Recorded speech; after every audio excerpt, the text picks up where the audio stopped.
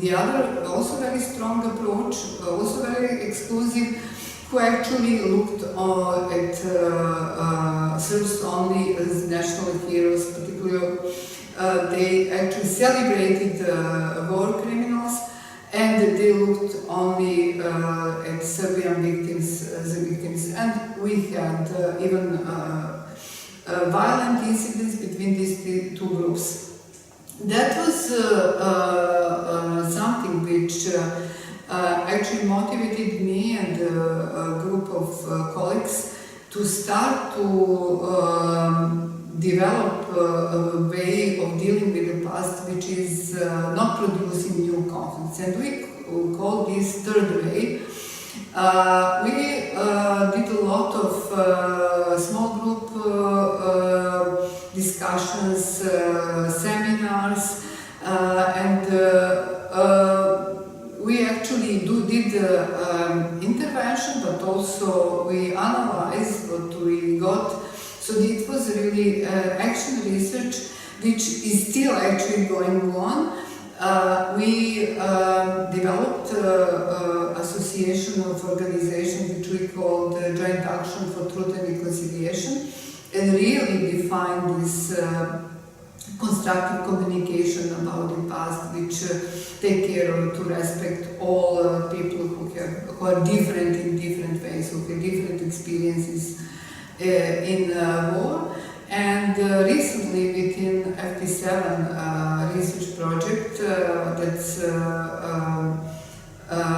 project which is funded by European Union, which is called Alternative, we worked further to develop this approach in multi-ethnic communities in Serbia, which were close to the borders with Croatia, Kosovo and Bosnia, and we benefited very much in putting that in larger context, in dealing with conflicts in intercultural context in Europe, because we were working together with our colleagues in other European countries which dealt with other intercultural conflicts, not interethnic, but other conflicts.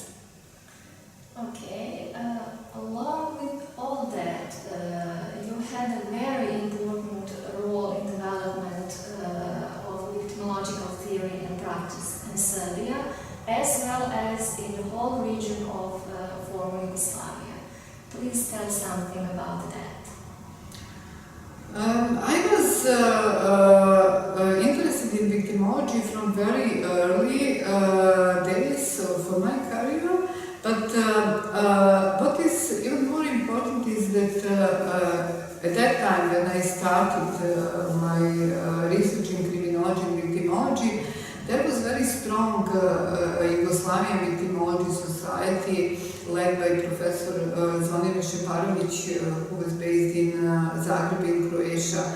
And with the disintegration of Yugoslavia, these societies stopped to exist, but I had a clear idea of this mission to do something for victims on the social level.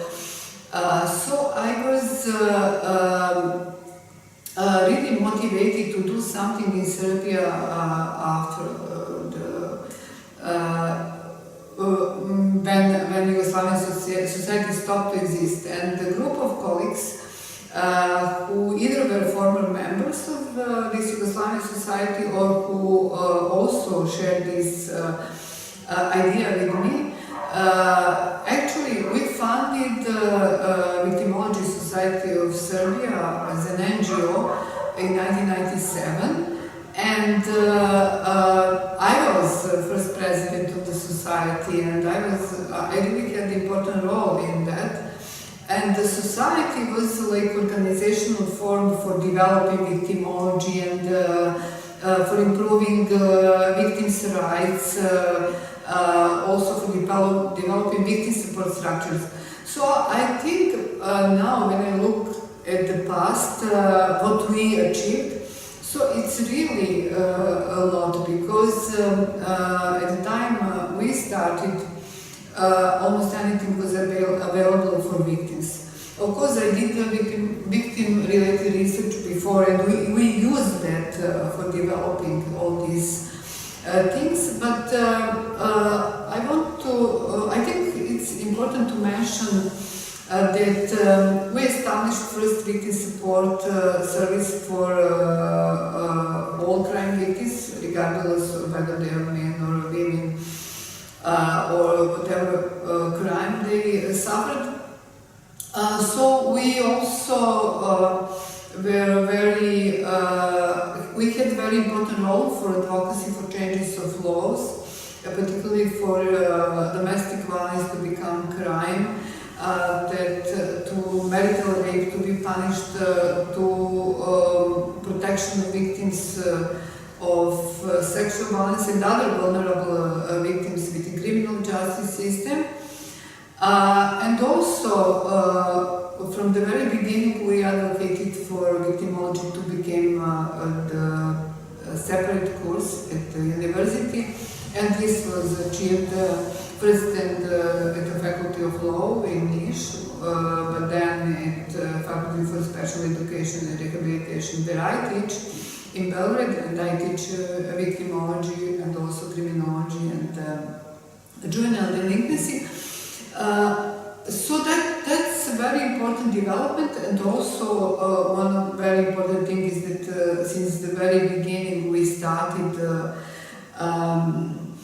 academic journal, which is called Temida. That's a journal on human rights, gender and victimization, and it's now leading national journal, but it also published papers in English. So yeah, I think it seems that we had very important development, and I'm glad that I contributed to that.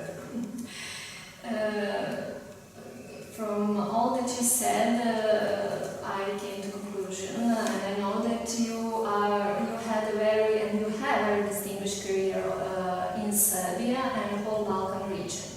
But you are also quite prominent internationally. You were a president of European Society of Criminology a few years ago. Please tell what does it mean for you? Yeah, I mean that's a good question, because I never thought that I would be president of the European Society of Criminology, and when I was proposed to be the candidate, I was really surprised, and of course I accepted that because I thought it's a really big honor, and I thought, okay, somebody is really looking at what I'm doing, and somebody really care and recognize that. And also, I was really glad that I was proposed by the Professor Alenka Šelić from Slovenia, who also had a very important role in development of criminology and victimology in the former Yugoslavia. And she actually, by proposing me, appreciated particularly my work during the ethnic conflict, and she said my courage to tell the things which was not easy to tell at that time. So that's the part of this activism during this difficult time. So I think, of course, that's the recognition of my international engagement, which was obvious through international conferences, but also through publications in important international journals, academic journals internationally. But yes, I was also a member of World Society of Victimology Executive Board and of Executive Board of Victim Support Europe, which is a leading advocacy, victim advocacy organization in Europe. So that was that also gave me possibility to have some contribution on international level. So I was glad that I could do something. And do you consider yourself a criminologist? And please explain it. Yes, I consider myself a criminologist but also victimologist because I really think that what I'm doing is something which I cannot put here into the law nor into the sociology or psychology. I think it's really multidisciplinary approach, and this is why I really consider myself a criminologist. I think from a very early phases of my work in research in this field. And tell us, please, what is your current research interest, and how do you see the future of criminology theory or criminology practice? I'm now very much involved in action research on dealing with past and present conflicts in post-conflict society. Still, this action research is going on, and I really am interested to work more toward developing that not only as a solution for previous conflicts, but now more in terms of the prevention of future conflicts between ethnic groups, but also between other groups in Serbian society, but also